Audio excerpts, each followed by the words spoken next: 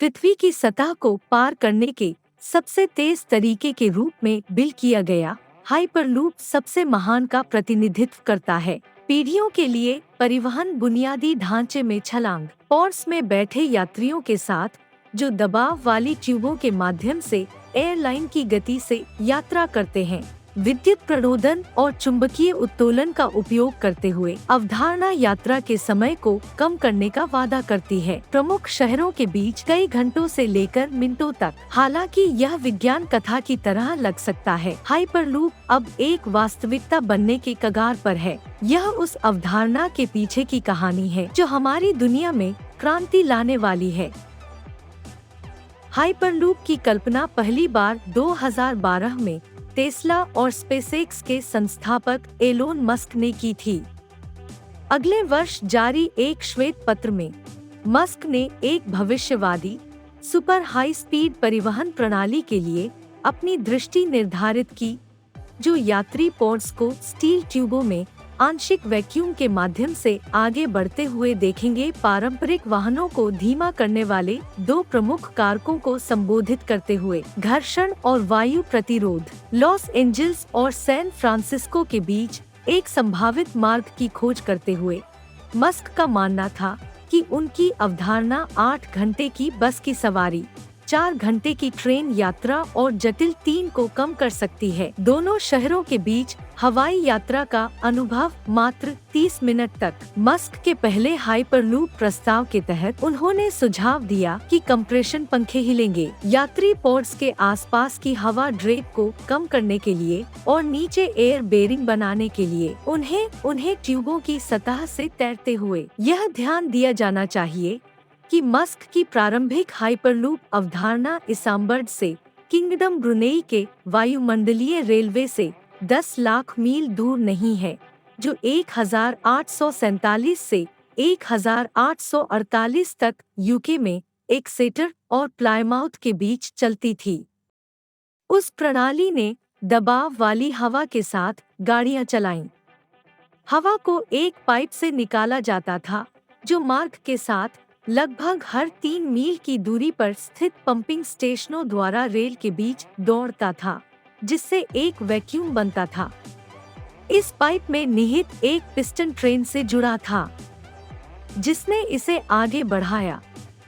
अपनी प्रारंभिक सफलता के बावजूद वैक्यूम पाइपों को वायुरोधी बनाने वाले चमड़े के फ्लैप जल्द ही सिस्टम से हवा के रिसाव का कारण बनने में विफल होने लगे और ब्रुनेई के रेलवे को छोड़ दिया गया।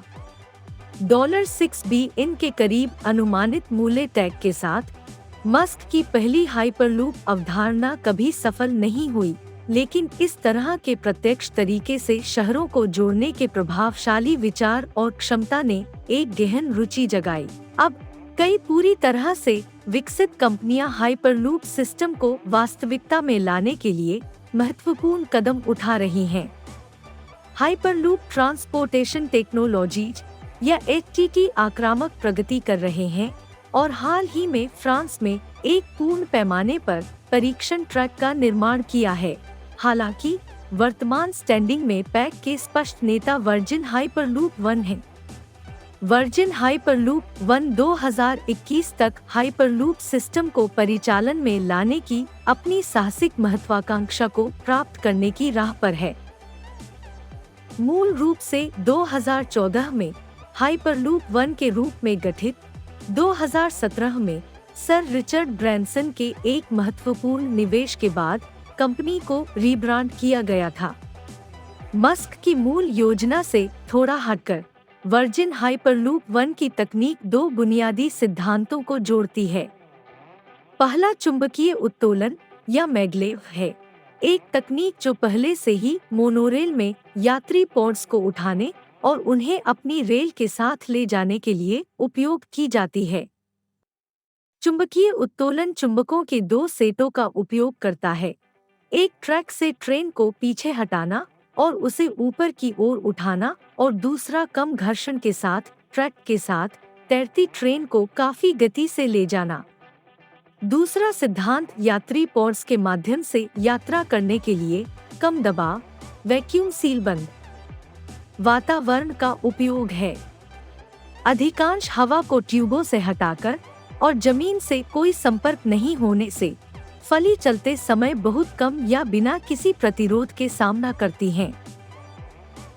ट्यूब के अंदर हवा का दबाव समुद्र तल से 200 फीट ऊपर उड़ने के बराबर है। ऐसा वातावरण पोर्स को बहुत कम ऊर्जा का उपयोग करके 760 मील प्रति घंटे से अधिक की गति तक पहुंचने में सक्षम बनाता है। एक ट्यूब में होने के कारण सिस्टम मौसम से सुरक्षित रहता है और लगभग किसी भी जलवायु स्थिति में काम कर सकता है। वर्जिन हाइपरलूप 1 के सिस्टम को उन्नत सॉफ्टवेयर द्वारा नियंत्रित किया जाता है, जो यह सुनिश्चित करता है कि त्वरण और मंदी धीरे धीरे होती है, जो अंदर यात्रा करने वालों द्वारा अपेक्षाकृत किसी का ध्यान नहीं जाता है। नेवादा रेगिस्तान में 500 मीटर का ट्रैक बनाने के बाद वर्जिन हाइपरलूप 1 ने मई 2017 में सिस्टम के व्यक्तिगत पहलुओं और एक पूर्ण पैमाने पर सिस्टम परीक्षण पर ध्यान केंद्रित करते हुए कई परीक्षण किए हैं।